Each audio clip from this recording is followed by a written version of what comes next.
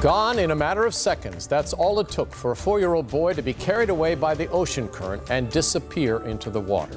That is our top story this Wednesday night. Good evening to you. I'm David Allen. And I'm Regina Mobley. Within the past hour, we learned the Coast Guard suspended its search for that boy. He vanished into the waves near Kitty Hawk today. The Coast Guard, as well as local police and fire, spent the evening searching for that boy. We begin with 13 News Now reporter Robert Boyd, who traveled to the Outer Banks tonight. According to the Kitty Hawk Police Department, the 4-year-old boy was walking along the shoreline with his mother when a large wave swept him out into the ocean, and the mother was unable to rescue him. From the air, water, and shore, crews were in full throttle Wednesday, desperate to find the 4-year-old boy. But as the night wore on, police determined it was no longer a rescue mission. The focus shifted to recovery. It's so sad. I can't even imagine. I think about my babies now and when they were 4, and I can't even, it makes me want to cry. I mean, terrible. Megan Rubino has 2 young children of her own. She says every time they go to the beach, safety has to be the #1 priority. You have to watch them every second. The ocean is so powerful. If you keep your eye off of them for 1 second, you just never know, so especially at 4 years old when they don't necessarily know how to swim. We spoke with a surfer who said the current was rougher than usual. A little kid didn't stand a chance out there all alone. Right now, as you look at it, is drifting south to north very intensely. Paul Rowland has lived in Kitty Hawk for 20 years. He says the coastline is very deceiving. What you think is knee-deep water could be up to your head. And it could be 5 or 6 foot deep right off the beach, and you know what I mean? The next thing you know it, you're getting pulled out there. Rowland says this tragedy has an impact on the entire community. I just came from my wife, and she was laying on the bed and she was praying for him. The Kitty Hawk Police Department declined to comment on air, but did post this message on their Facebook page.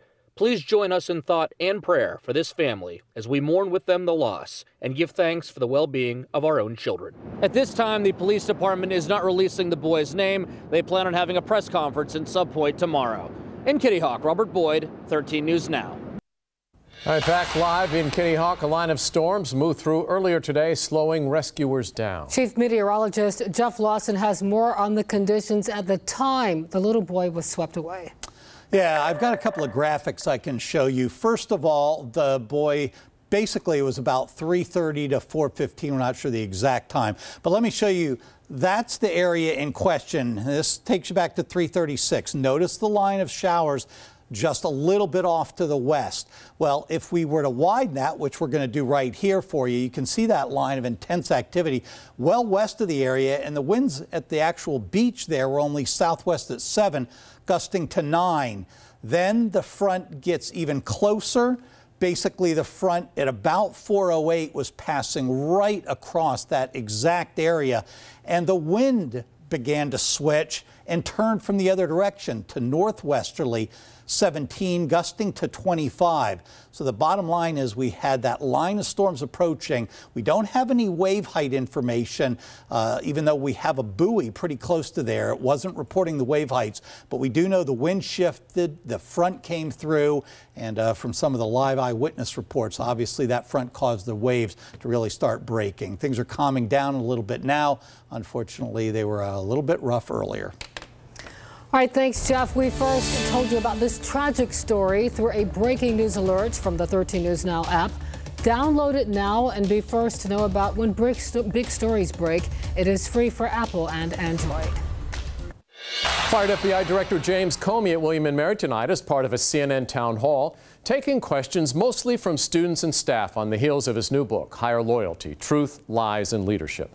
Comey has angered people of both parties for his fateful decision on Hillary Clinton's emails and his criticism of President Trump's moral leadership. Tonight, Comey's character was questioned, a student asking if he was qualified to teach a class on leadership at William & Mary this fall. I do, for the reasons I said. I mean, the facts really matter, and I believe that I acted appropriately, and I handled the memos appropriately. created them for an important and appropriate purpose. So I really don't see, and I'd be happy to debate it with anybody. We can debate it in my class, because my mind is open to other points of view, but I don't see it, honestly. Comey is a William & Mary grad. He was also asked tonight about the Steele dossier, a private intelligence report with so-called compromising information on the president, what's called the P-tape. First, I'm not going to say that word. That's a question that's yours qualified to answer as I suppose it might matter in the long run to the extent it casts embarrassment and shame upon the leader of our country. But you'll be able to judge that better than I. And Comey was asked if he felt Hillary Clinton would have made a better president than Donald Trump. Hillary Clinton is more enmeshed in, trained in, respectful of the norms and traditions that I'm so worried about being eroded today.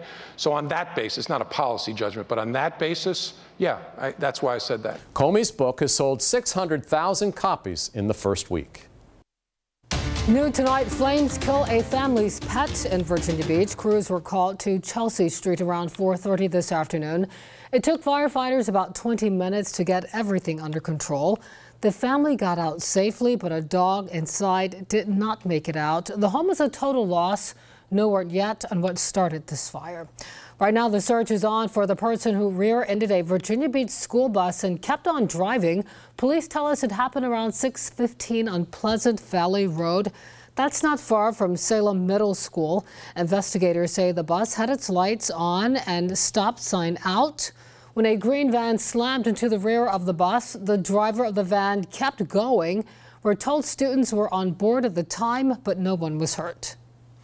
Staying on top of developments in a tragic story out of Norfolk, a mom and her boyfriend are charged in the death of a 2-year-old girl. 13 News Now was there as Shelby Love and John Hardy went before a judge this morning. Both face felony charges. They're still behind bars tonight. Early yesterday morning, a man called 911 about a child found unresponsive. We got a hold of police radio traffic. The caller said the child was scalded in the bathtub, had a seizure, and turned blue. Once police pulled up to the Sandy Beach apartments in Ocean View, officers found burns on parts of the girl's body. Medics rushed her to CHKD, but doctors couldn't save her. We are learning new information about the man charged in connection to the death of his 2-year-old daughter, found in a suitcase. Newly obtained court records reveal Travis Plummer has a long history of abuse. He has served time for child abuse and abduction. That's on top of the news that this isn't the first time one of his children has died. Back in 2004, Richmond police found his 8-month-old baby boy drowned in a bathtub. Prosecutors say Plummer admitted to leaving the infant and a 3-year-old in a tub, turning on the water and walking away. Attorneys said phone records showed Plummer delayed calling police. He made a phone call and had a conversation with someone else before he called 911. Plummer struck a plea deal to spend 1 year in jail. More recent records show the mother of Tamaya Plummer took out a protective order against him for an incident last year. Right now, Plummer awaits extradition back to New Jersey, where Tamaya's remains were found. Developing now out west, police in California say they've arrested a serial killer who they have hunted for more than 4 decades. They've dubbed him the Golden State Killer.